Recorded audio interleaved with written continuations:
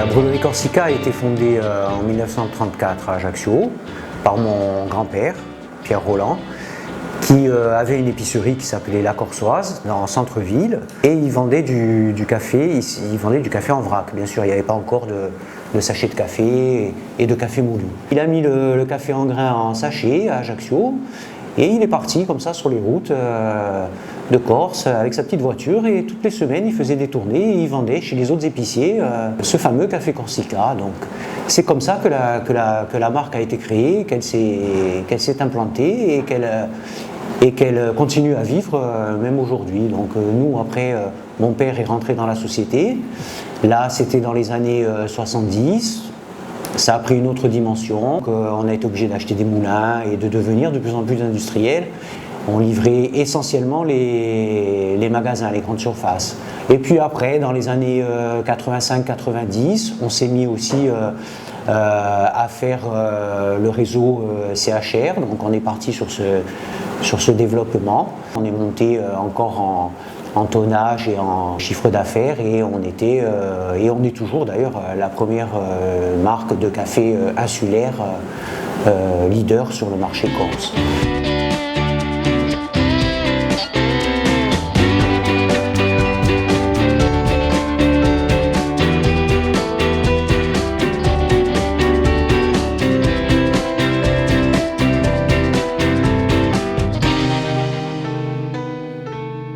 Ici, nous sommes dans la zone d'approvisionnement. C'est ici que nous recevons le café vert. Alors, il peut arriver, comme ici, sur les cas sur palette, sinon arriver sous forme de conteneur. Le café vert, ce sont des grains qui sont le fruit d'une cerise. Cette cerise contient deux grains collés l'un à l'autre. Cette cerise, dans le pays de producteur, est déparchée, dépelliculée, lavée, séchée, calibrée. Donc nous, ici, nous sommes à une étape du processus où les graines qui arrivent ici sont déjà prêtes à l'emploi, c'est-à-dire prêtes à la torréfaction. C'est le début de ce qui va arriver dans la tasse du consommateur, que ce soit à la maison ou dans le bar ou au restaurant. Donc après le stockage, nous passons à la torréfaction, qui est l'étape principale et primordiale de notre métier. Cette étape se fait à l'aide d'un torréfacteur, c'est à 120 kg. Donc 120 kg, c'est la quantité de café vert. Et une fois qu'il sera torréfié, il va perdre beaucoup d'eau, il va brunir pour acquérir cette couleur que nous ici on atteint toujours, qui est la couleur qu'on appelle robe de moine. Et ça va nous donner 100 kg de café torréfié, 120 kg, 100 kg. En fait, on a exactement le même processus que les vignobles, parce qu'ils récoltent du raisin et qu'ils font du vin. On perd de la matière, on appelle ça la part des anges, la freinte. Donc ce torréfacteur est un torréfacteur à gaz qui chauffe un tambour, et c'est l'air chaud de cette combustion de gaz qui va torréfier le grain de café. Le grain de café n'est jamais en contact avec la flamme, sinon il pourrait brûler encore plus que de nature.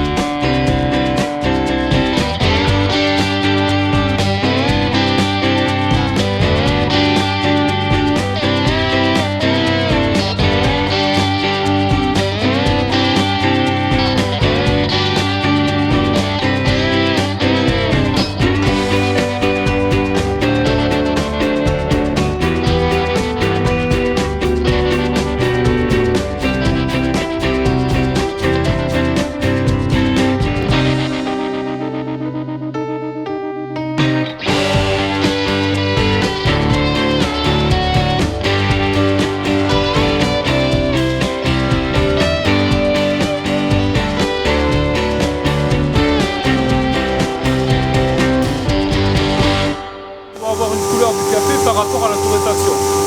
Par rapport au temps de torréfaction, plus on le torréfie, plus il va être foncé. Moins on le torréfie, plus il va être clair. Là tu as les codes couleurs, ici. Là tu as ce qu'on met comme café, Vietnam, soit de l'Honduras, soit du Mexique, soit du Pérou, Mocha, enfin, qu'on doit introduire. Ensuite ici tu as tous les codes couleurs, ça c'est que les codes couleurs. Et là c'est l'humidité dans le café. Pour faire la colorimétrie, ça dépend après aussi de ce qu'on fait comme café. Hein. Ben, les couleurs qu'on doit respecter, suivant le café qu'on fait. En tant que torréfacteur, nous intégrons l'ensemble du process de torréfaction du café vert à la tasse. Nous avons le stockage du café torréfié. Ensuite, cet approvisionnement pneumatique va nous amener à deux étapes, soit à la mouture du café à l'aide d'un moulin, qui va ensuite passer en conditionnement, soit le café grain directement dans l'atelier pour passer en conditionnement. Donc on va conditionner soit du café moulu, soit du café en grain.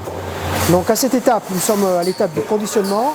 Le café, en l'occurrence, sur cet exemple-ci, a été moulu et il est maintenant conditionné par la dernière acquisition de notre société, une machine entièrement automatique qui va fabriquer des sachets. Cette machine est une machine multiformat et multiproduit, c'est-à-dire qu'elle peut aussi bien faire du grain, du moulu, que du 250, du 500 grammes ou du kilo. Il s'agit évidemment d'une machine numérique.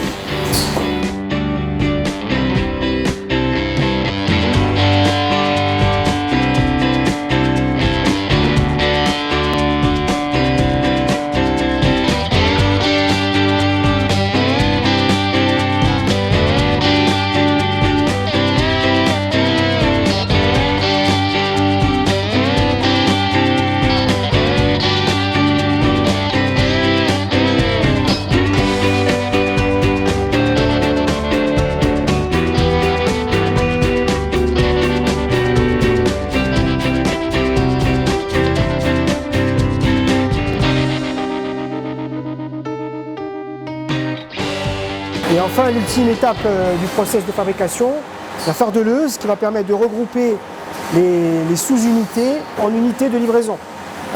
C'est-à-dire passer de ceci à ceci, pour permettre de rentrer dans les standards de livraison de la grande distribution et du CHR.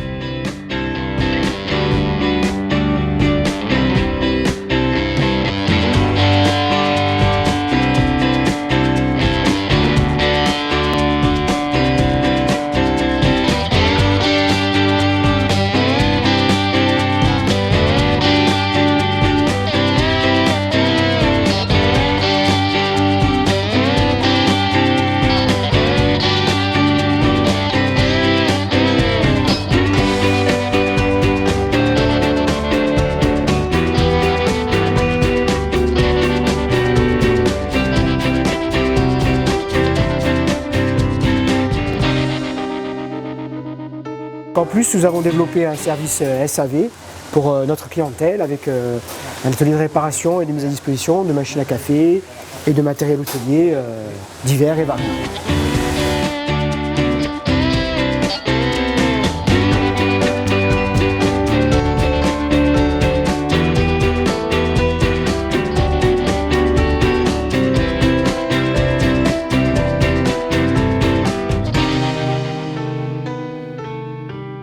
Et enfin, l'ultime étape, la livraison, avec le chargement de notre véhicule, d'un de nos véhicules, puisque nous en avons à peu près 8.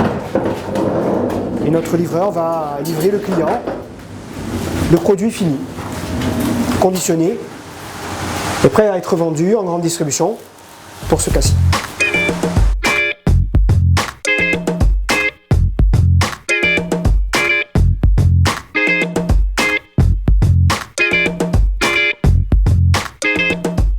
Dans le cadre de nos activités, là on va se rendre chez un nouveau client qui vient d'ouvrir son petit établissement, un petit bar, et qui a choisi la nouvelle référence que nous avons développée, donc le café bio en grains.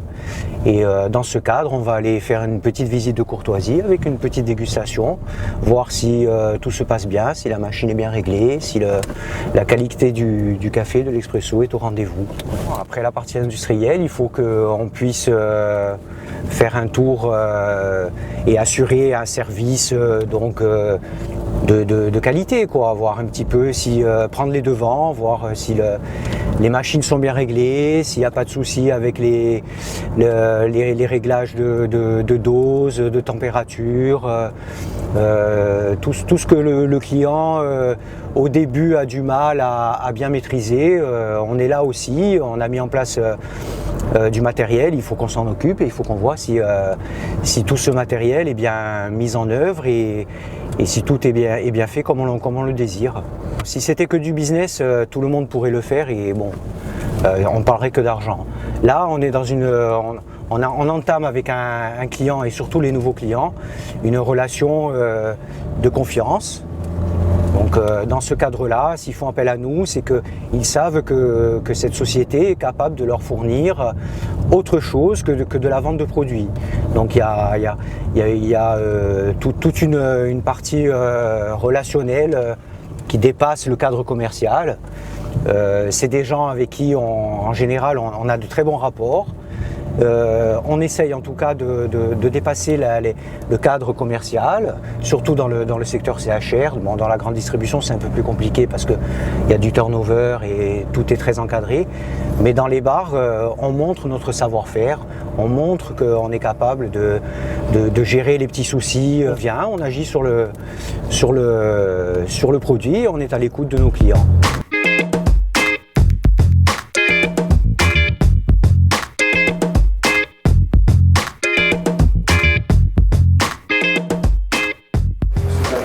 Oh Louis, comment vous êtes? Ça va. Ça va. C'est bien. Tu es en forme?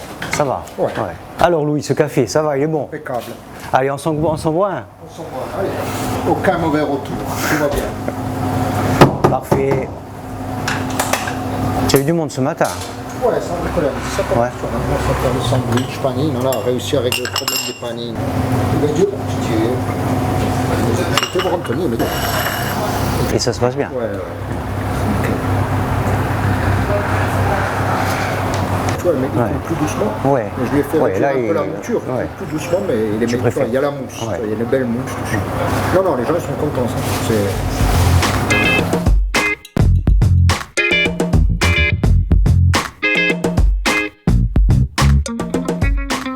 Je te ramène la même que celle-là. Je suis là presque. Allez, ciao Louis, après.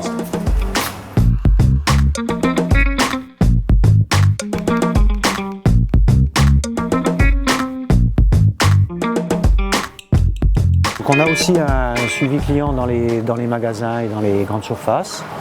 Donc là, on vérifie quotidiennement l'état de nos rayons, s'il y a besoin de réapprovisionner ou d'arranger le rayon.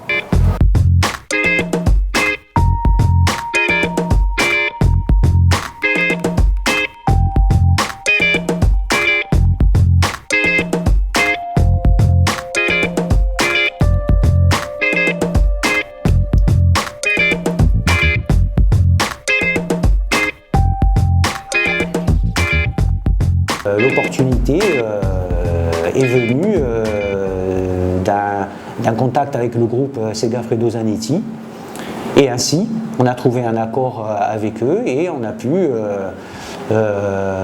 travailler avec eux. Donc ils ont commencé à nous fournir leur machine à café, la marque San Marco. Et puis petit à petit ils ont investi dans la société, on a créé une joint venture. Donc ils ont acheté des parts de la brûlerie et ainsi on a intégré le groupe Segafredo Zanetti, donc qui est un des leaders mondiaux, un des acteurs majeurs de la torréfaction et de la fourniture de café dans le monde. Le Café Corsica, c'est une entreprise familiale avec une longue histoire, mais qui est tournée vers l'avenir avec aujourd'hui la certification bio sur notre usine, qui nous permet de nous tourner vers de nouveaux marchés, même nationaux, puisqu'on arrive à vendre du café sur le continent et on sort de nos frontières insulaires. Aujourd'hui, Café Corsica, c'est donc des nouveaux produits, un nouveau logo, des nouveaux packaging et on continue comme ça notre chemin vers l'avenir pour pérenniser cette société.